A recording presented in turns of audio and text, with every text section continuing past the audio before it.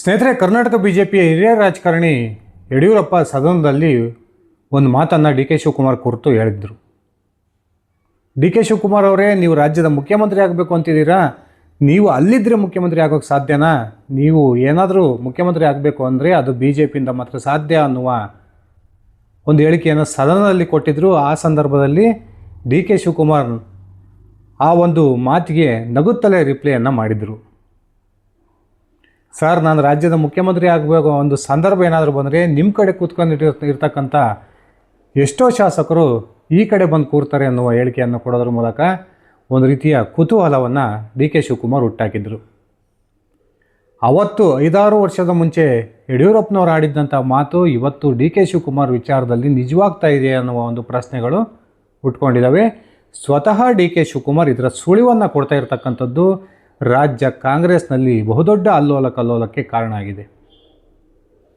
ಸ್ನೇಹಿತರೆ, ವಾರದಿಂದೀಚೆಗೆ D K Shivakumar ಒಂದು ರೀತಿಯ ಅಗ್ರೆಸಿವ್ ಆಗಿರ್ತಕ್ಕಂಥದ್ದು, ತಾನು ಮಹತ್ವದ ಹುದ್ದೆಯನ್ನು ಪಡೆಯೋದಕ್ಕೆ ಏನನ್ನು ಬೇಕಾದರೂ ಮಾಡ್ತೀನಿ ಅನ್ನುವ ಸಿದ್ಧತೆಯಲ್ಲಿರ್ತಕ್ಕಂಥದ್ದು, ರಾಜ್ಯದಲ್ಲಿ ನವೆಂಬರ್ಗೂ ಮುನ್ನವೇ ಬಹುದೊಡ್ಡ ರಾಜಕೀಯ ಕ್ರಾಂತಿ ಆಗುತ್ತಾ ಅನ್ನುವ ಪ್ರಶ್ನೆಯನ್ನು ಹುಟ್ಟಾಕಿದೆ.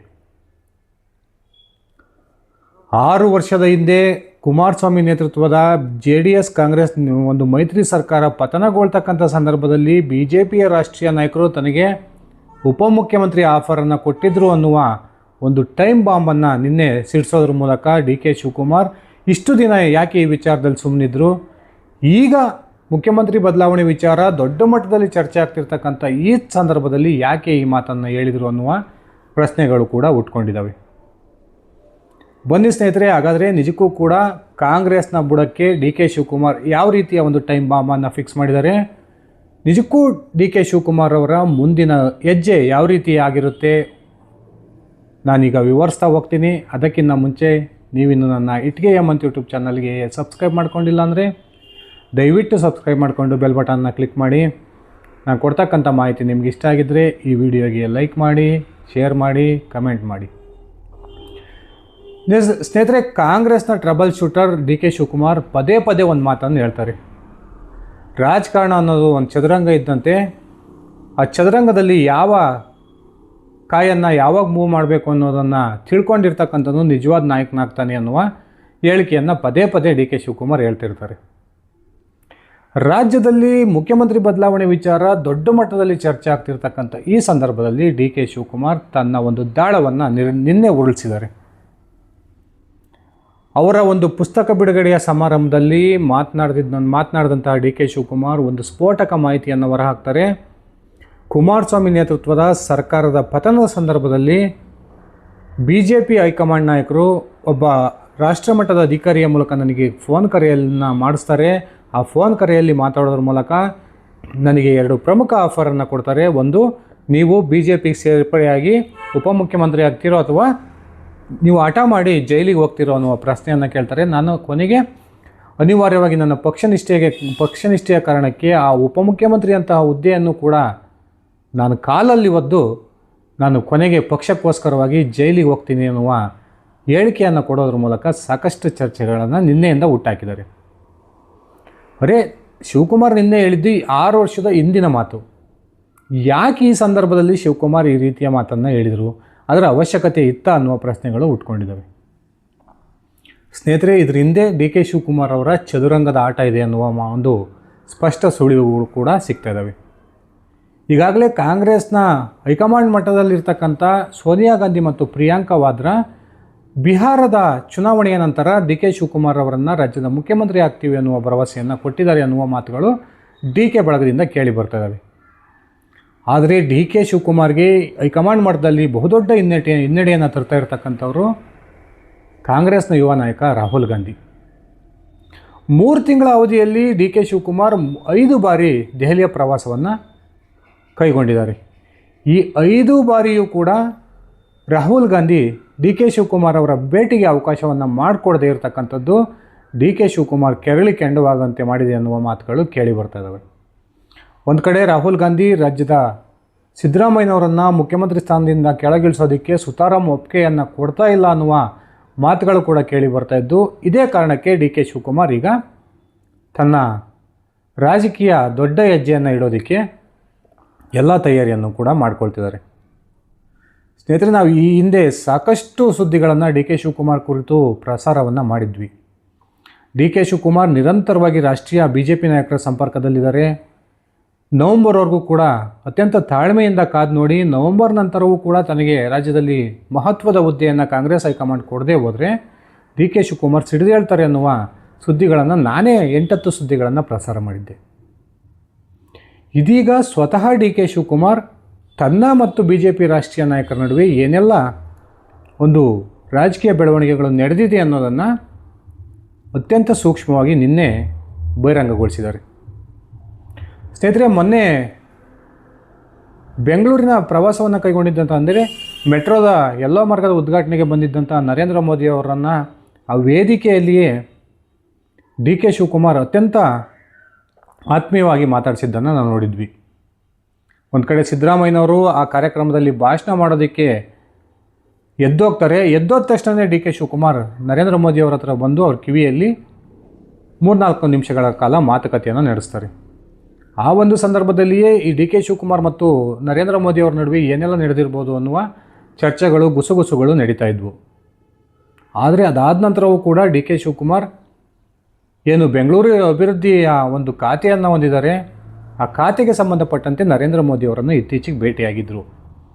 ಆ ಸಂದರ್ಭದಲ್ಲಿ ಬೆಂಗಳೂರಿನ ಕುರಿತು ವಿಶೇಷ ಅನುದಾನಕ್ಕೂ ಕೂಡ ನರೇಂದ್ರ ಮೋದಿಯವರೊಂದಿಗೆ ಚರ್ಚೆ ಮಾಡಿದರು ಅನ್ನುವ ಮಾತುಗಳು ಕೇಳಿ ಬರ್ತಿದ್ವು. ಆದರೆ ನಿನ್ನೆ ಪತ್ರಕರ್ತರು ಒಂದು ಪ್ರಶ್ನೆಯನ್ನು ಕೇಳ್ತಾರೆ. ಸರ್, ನೀವು ಮತ್ತು ನರೇಂದ್ರ ಮೋದಿಯವರು ಭೇಟಿಯಾದಂಥ ಸಂದರ್ಭದಲ್ಲಿ ರಾಜಕೀಯ ಚರ್ಚೆ ಏನಾದರೂ ನಡೆದಿದೆಯಾ ಅನ್ನುವ ಒಂದು ಪ್ರಶ್ನೆಯನ್ನು ಕೇಳಿದಂಥ ಸಂದರ್ಭದಲ್ಲಿ ಡಿ ಕೆ ಶಿವಕುಮಾರ್ ಎಲ್ಲವೂ ಕೂಡ ನಡೆದೋಗಿದೆ, ಆದರೆ ಸೂಕ್ತ ಸಮಯ ಬಂದಾಗ ಇದನ್ನು ನಾನು ಬಹಿರಂಗಗೊಳಿಸ್ತೀನಿ ಅನ್ನುವ ಹೇಳಿಕೆಯನ್ನು ಕೊಡೋದ್ರ ಮೂಲಕ ನಿಜಕ್ಕೂ ಕೂಡ ಡಿ ಕೆ ಶಿವಕುಮಾರ್ ನಿನ್ನೆ ಏನು ನನಗೆ BJPಯಿಂದ ಆಫರ್ ಇತ್ತು, ಆದರೆ ನಾನು ಆಫರನ್ನು ತಿರಸ್ಕರಿಸಿ ಜೈಲು ಪಾಲಾದೆ ಅನ್ನುವ ಹೇಳಿಕೆಯನ್ನು ಕೊಟ್ಟಿದ್ದರು.